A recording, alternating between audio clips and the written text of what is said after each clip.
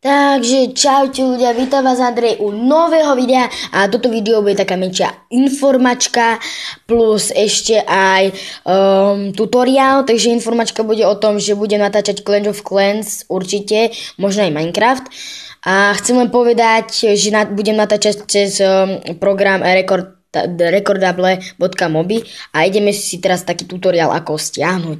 No, takže najprv pôjdeme na do obchod Play, kto má Android. Napíše si tam Recordable Free. Potom, keď sa mu to spustí, tak normálne si to nainštaluje. Keď si to nainštaluje, tak by mal mať toto. Toto by mal mať. Hej.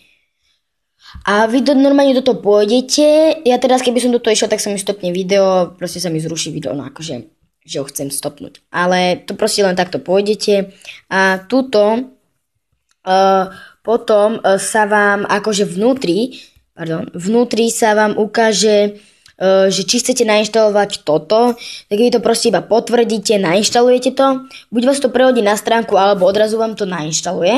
A keď vás to prehodí na stránku, tak tam len šťuknete, že chcete to nainštalovať, ak vám to normálne nainštaluje, tak bude to ako keby samo sa to nainštalovalo.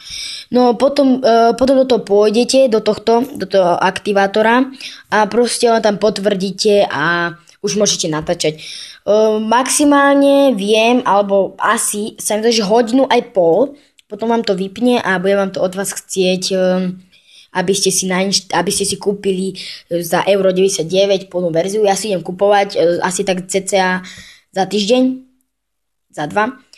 No a to je asi všetko.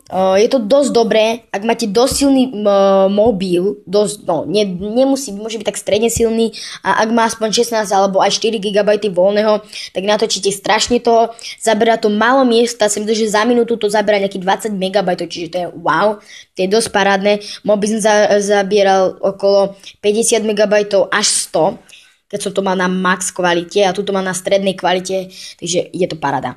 Takže toto video asi bude všetko. Nezabudnite dať like, odber, koment. Ak chcete ďalší tutoriál, ako rootnúť mobil, tak aspoň treba na toto video 5 lajkov a bude tutoriál, ako rootnúť mobil.